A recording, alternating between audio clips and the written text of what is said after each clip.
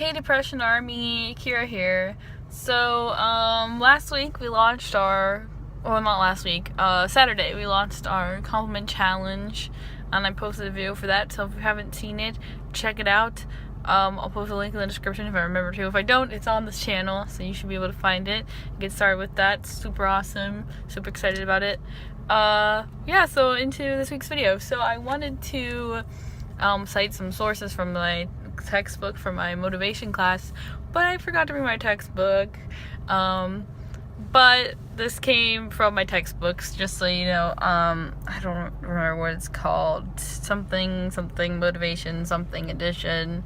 But anyway, there's an actual source for this information, and I thought this was really interesting, so I thought I'd share it with you guys. So, the section that we are going through this week for that class, my motivation class, which, let me reverse for a second. So, motivation that class is all about, like, why people are motivated to, work together, or to, I mean, I don't want to say behave a certain way because that's psychology.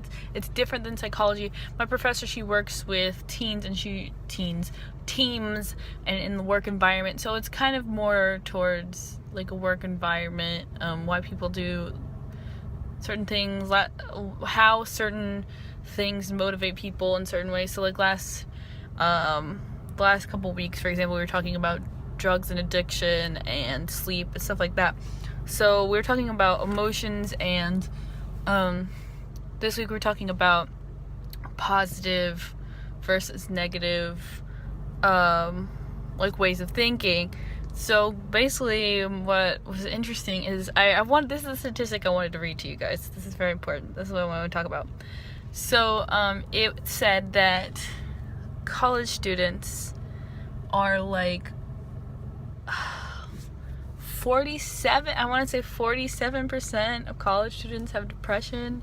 I don't know if that's completely true. I mean, I don't know if that's the exact percentage. That's why I wanted to read it.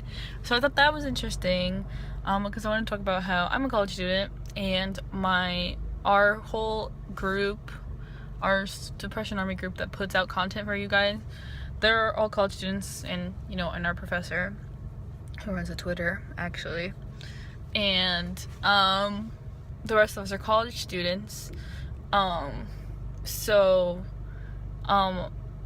That's why a lot of times when I talk about stuff to you guys, I kind of gear stuff to college students, because college students have the highest rates of depression, but not everybody is a college student.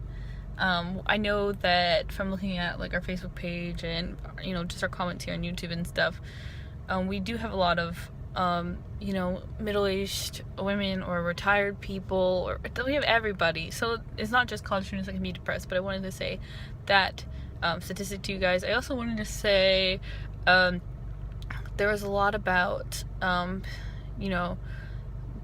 guess this was a different section, but there was a section about neuroticism, and I found this very interesting. Oh no, wait. I wanted to say, before I get off the subject of depression, I wanted to say people who have negative affect, or like negative people or pessimistic people who ruminate, which is the word the book used, which means sit around and think about stuff, which makes sense, because especially if you have you have anxiety or depression, if you like do nothing, just sit around and inside your own head, it makes it way worse. So I found that very interesting. So people who have negative affect are more likely to have depression if they ruminate on their thoughts.